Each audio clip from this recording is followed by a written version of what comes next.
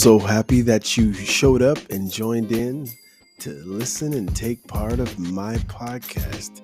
It's called You're Probably Right, where everything is right to somebody, and sometimes the left is right and sometimes the right is wrong. Yeah, that didn't really work too well, but whatever.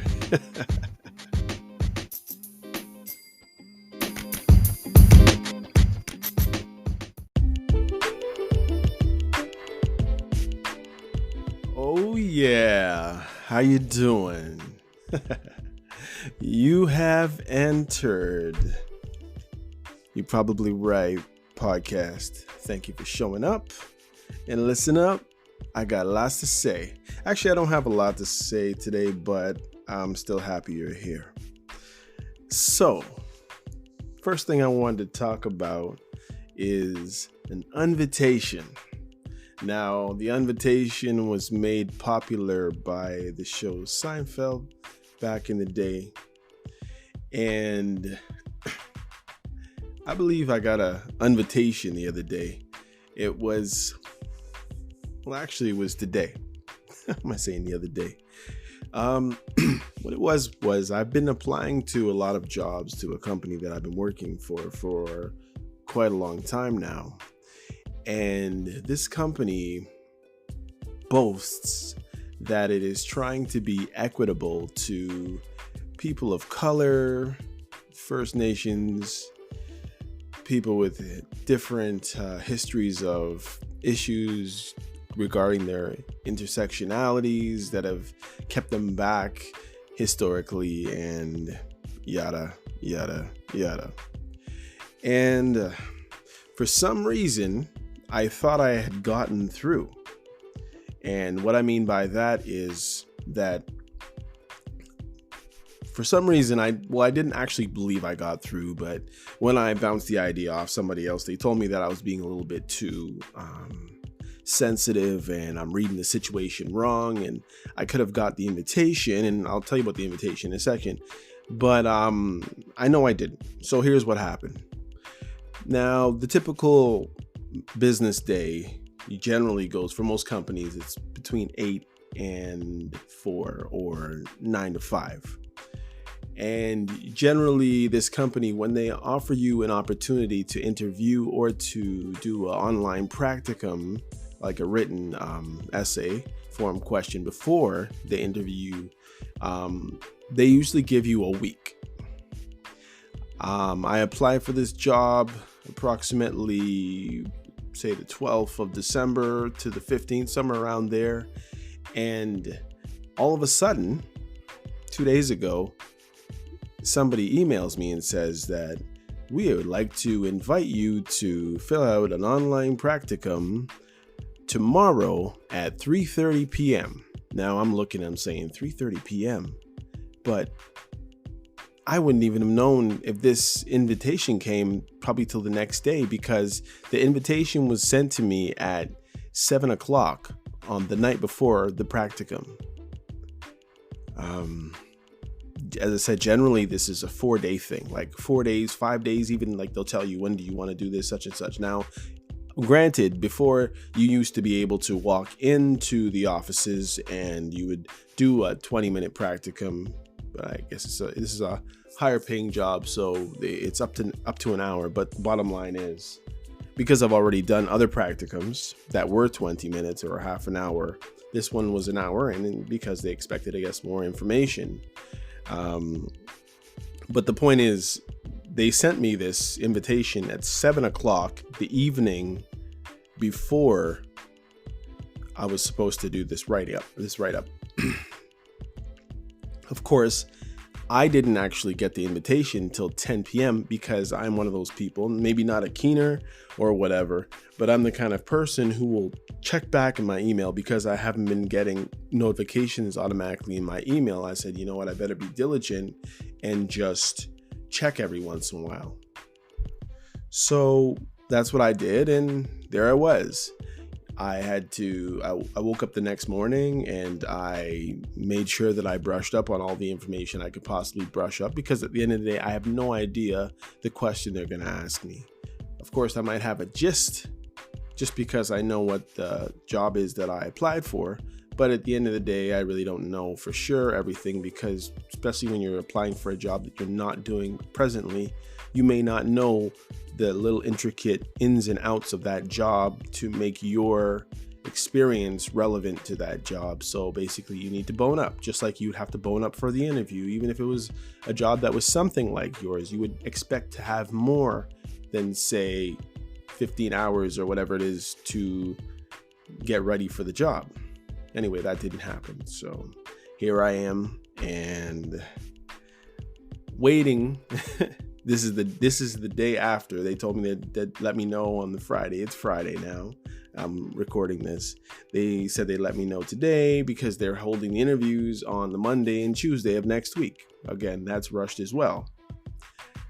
Just to find out that they decided to email me again at 7 o'clock to let me know, thanks for your interest and blah, blah, blah. We can't offer you an interview at this time. And it kind of pissed me off. Because for one, I thought I did well on the practicum. 2, I'm perfect for that job.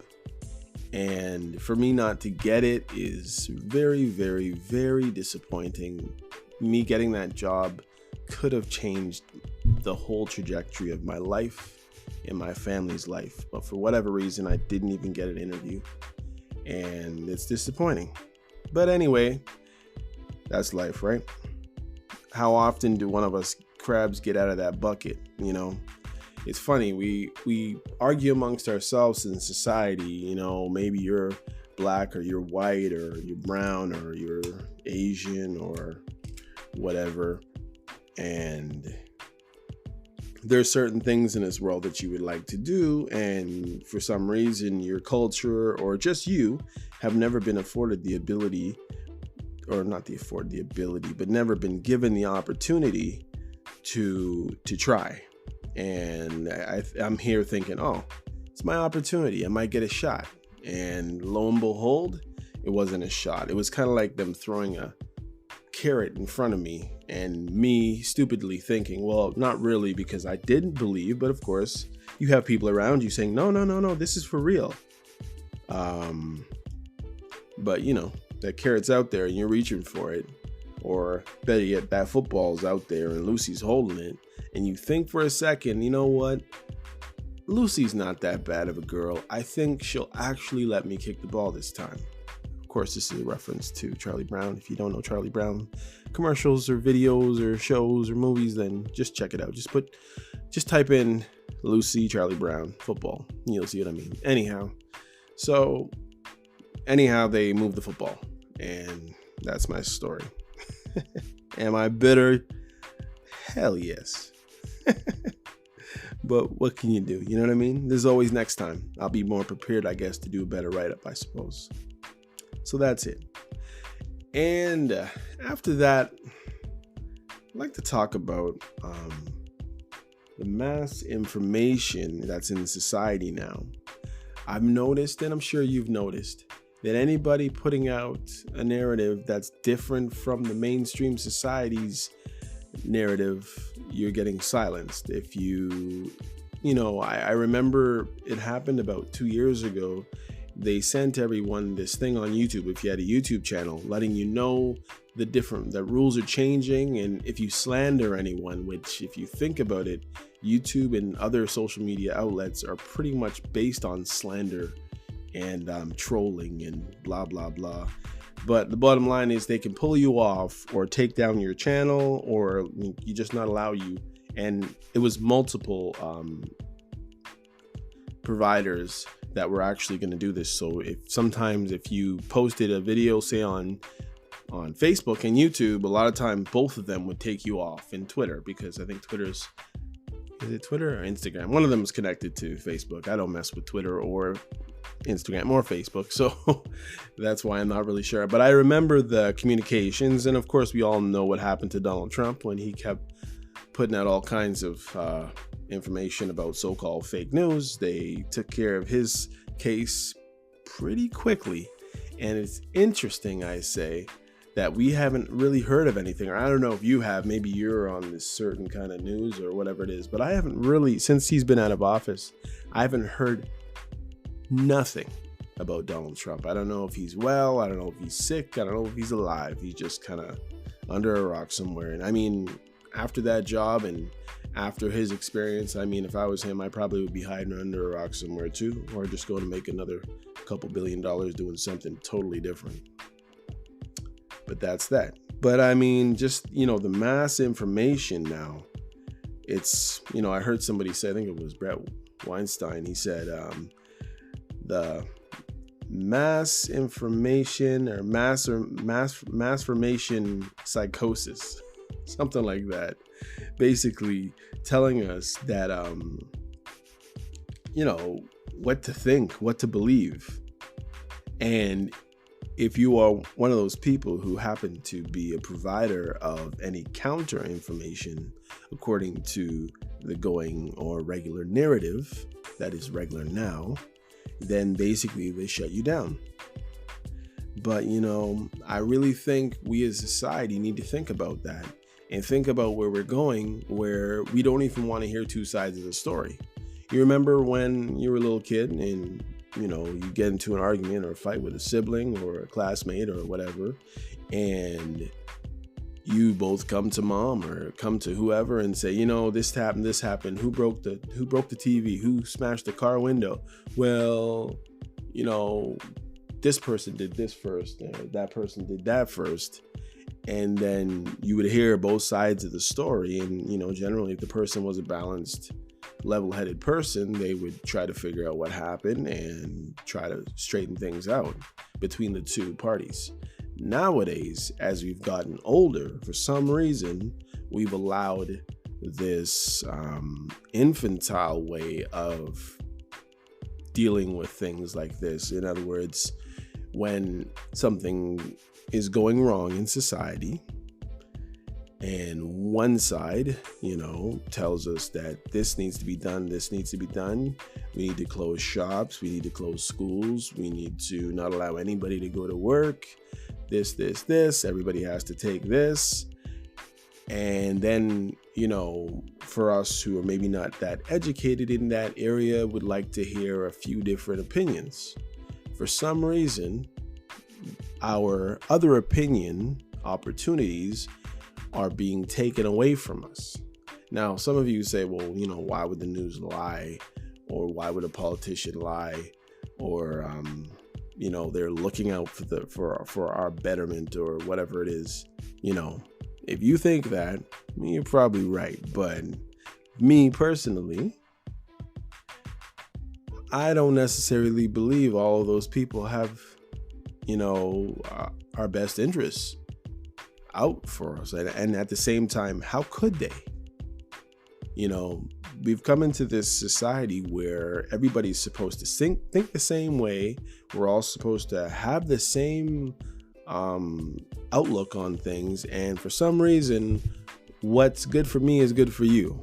And I don't know whenever that has been the case. I know what's good for the goose and good for the gander, they've always said.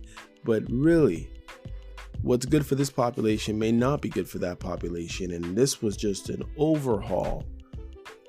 All right, so it seemed, although places like Florida and places like Texas in the States, they seem to have had relaxed rules on a lot of the stuff, and they don't really have many more cases, than other places do. If anything, they have a lot less. And I know that trumped it up a little bit and said that Florida's out of control, or this place is out of control, or like, what's that church? Grace Community Church that Pastor John MacArthur is at. They went through countless fighting in court with the city, stating that they couldn't hold church, but they did anyway. Nobody's wearing masks. There was a few people there at the beginning, and then everybody was back. And meanwhile, they had at least 6 or 7 to 8 months longer of church services in their church than pretty much anywhere else in North America that we know of. Now, up here in Toronto, they actually jailed a minister for keeping church at his church. So I think we're dealing with a total different set of rules up here in Canada. But, You know that already probably if you're a well-informed person. If you don't, look it up. So, the cancel culture. It is really difficult to kick against Main Street or the goads. It's hard because you never know if your whole cause and your whole situation is going to totally be changed just by being different. Now, going back to what I was talking about earlier, now, usually when these companies write you and tell you a certain thing, usually they say no reply, this, that, or the other.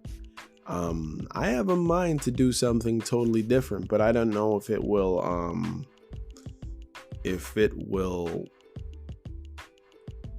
ruin my chances of being interviewed. But I have a trick up my sleeve to see if I can get that done. And I think I'm going to attempt to do it.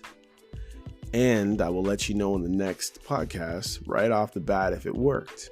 I think I'm going to write them something else to see whether or not I can interview. Now, that is basically unprecedented. It's not something that you usually do. Once they've rejected you, usually there's no way of crawling back because they've already picked out selected candidates. Anyhow, so here we are, and I'm going to try and talk about a few other things. So, have you noticed, and I'm going to go on the way of children's skills now. A lot of this stuff is pandemic related, but not really.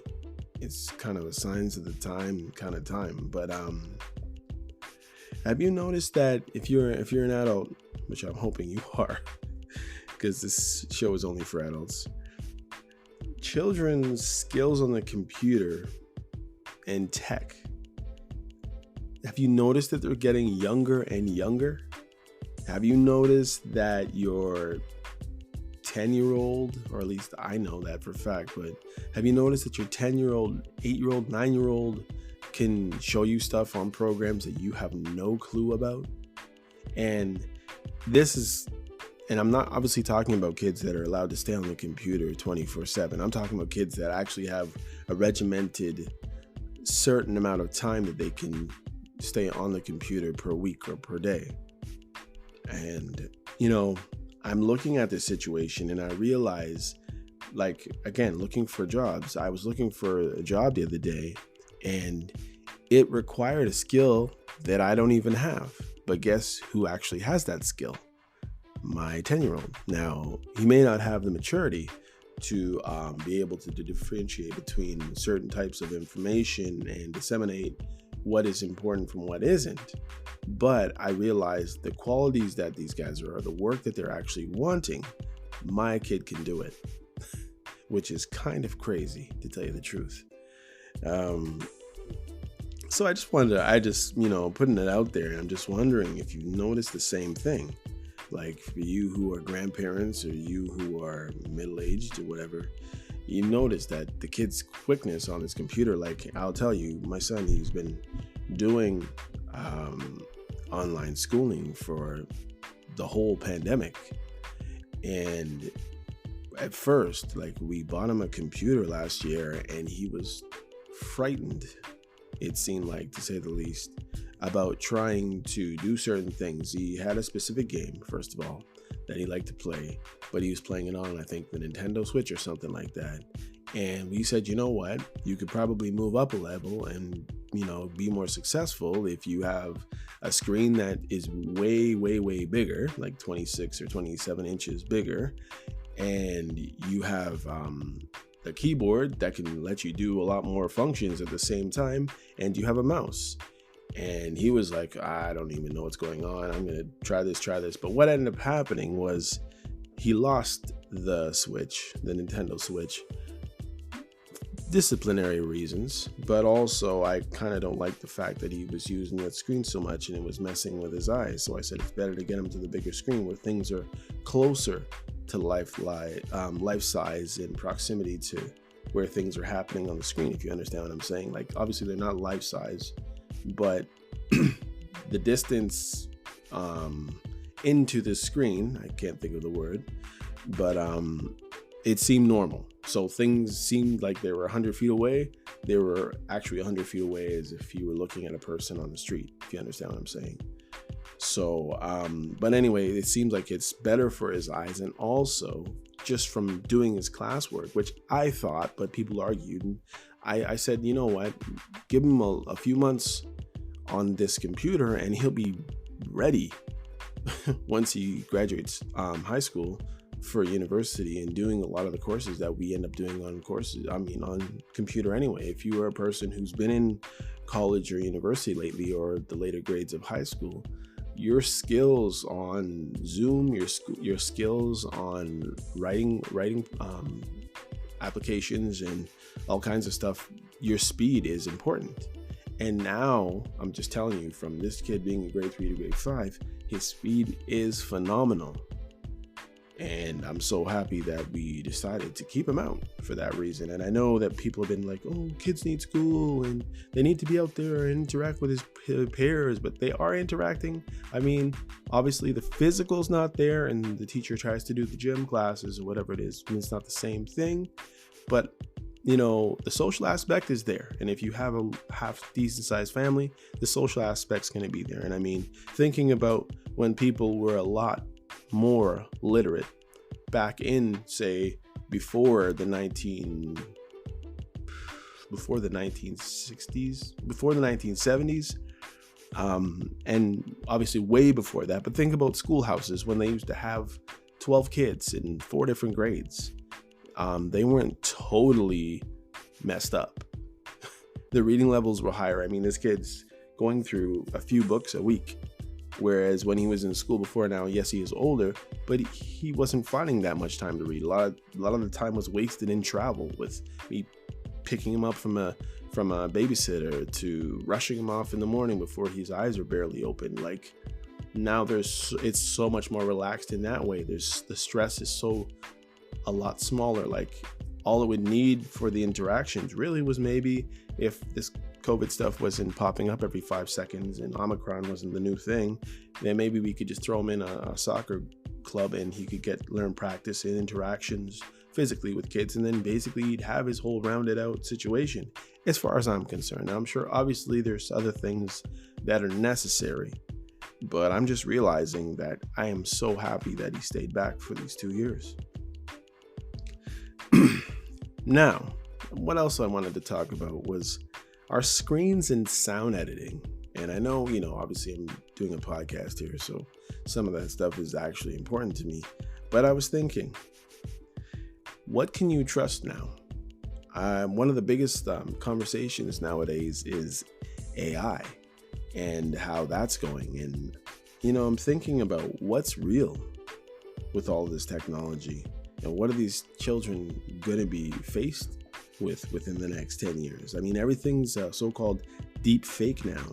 I mean, have you seen the videos where they show Al Pacino mixed with one guy and Jim Carrey mixed with one guy? And it's like, if you didn't know, you would honestly think there was somebody that looked half like Jamie Foxx and half like Denzel Washington, really out there speaking like Denzel Washington. Like, what's that guy? I can't remember what that guy's name is. What's his Ferrero? I can't remember what his name is. But the whole point is that we're able to take apart so many different things now in so many different ways that, like, when the sounds came out, like pitch correction is crazy. Like, most of us in the mainstream only knew about this pitch correction because of T-Pain and his Autotune. But to realize that he turned it way up, but actually the pitch correction is just making sure that a singer can use it to their advantage. I know a lot of people out there think that, T-Pain, he can't really sing. He was using the instrument to make it sound like it's singing, but that's not actually true if you've ever tried it. And I know a lot of you out there thinking, no, it's true. No, it's not. It's pitch correction or Autotune is a tool that people who can sing on key can use to their advantage to sound even better. But if you don't sound well, or you don't sing well, or you don't stay on key especially, then what ends up happening is you sound even worse with Autotune. And take it from somebody who's sung a lot of songs, and if you know anybody, you could ask them. pitch correction and Autotune and stuff like that actually helps your voice to do different things, but it doesn't make your voice better at all, in a sense. Yeah. So I wanted to talk about something, and I know it's probably a little more close to I guess local. But what I'm realizing is the government of Ontario here in Canada, they really don't know anything. I mean, all you're hearing from these people is trust the science, trust the science. They go back and forth from lockdowns to no lockdowns, to school, no school. And then they're throwing you back in there and they're telling you that the numbers are up. Now they're telling parents that they're going to no longer let you know if kids in your class, if your kids in your child's class has COVID. We don't know how many people are really going to end up keeping their kids at home or sending them now, because they're having the opportunity, because it happens to be just after the winter break, to decide to keep their kids home. And we don't know about the numbers. The numbers have gone astronomical. The health person said the numbers don't mean anything, and it's probably way more wider spread than we can really tell you. So of course the major outlets in Toronto have stopped reporting the numbers every day within 4 or 5 days. And sadly, I believe that was part of the narrative, is to get that out of the mainstream news, to say how many people are catching this thing. But now they're paying attention to other numbers. So now which they should have been paying attention in the first place. How many people are being hospitalized? How many people are in the ICU? How many people are dying? That's the main thing. It never was how many people are getting it, just like the flu. It's never a matter of how many people, it's how many people are having severe reactions. And I can honestly tell you that right now, and this is just a personal thing, and I'm not trying to dissuade anybody from believing that what the governments are doing is perfect, and let's everybody get a needle. But personally, from what I understand, from what I've seen from those who have had it, I personally would much, much, much rather catch it than take another needle that we don't know what the adverse effects are going to be in the future. Now, luckily, I'm a person who is not planning on procreating anytime soon. I can honestly say that it works out for me in that way, but I mean, for everyone else who we're pressuring to get these shots, we really don't know. This stuff stays in our system and it does different things. I mean, it's kind of like, like Tylenol 3. Now, Tylenol 3 might kill the pain, but it might also cause constipation on the other side after you've taken 4 or 5 of them. Or there's other drugs. There's drugs that will keep you from having blood clots, but then if you have a blood situation, it'll make you bleed out. Why these people are trying to tell everyone that you take the shot and everything's going to be fine and perfect, when I think, what's his name, Dr. Malone, I think, is the person who first engineered the technology to make these vaccines, has taken it, and he's also very, very wary of what it holds for us in the future. So my personal view is, and again, has nothing to do with that anybody else feels, at this point, I would honestly much rather get this glorified flu or glorified cold or nothing. Because that's what it's been. Flu for somebody, cold for somebody, come up positive, but no symptoms at all for some people.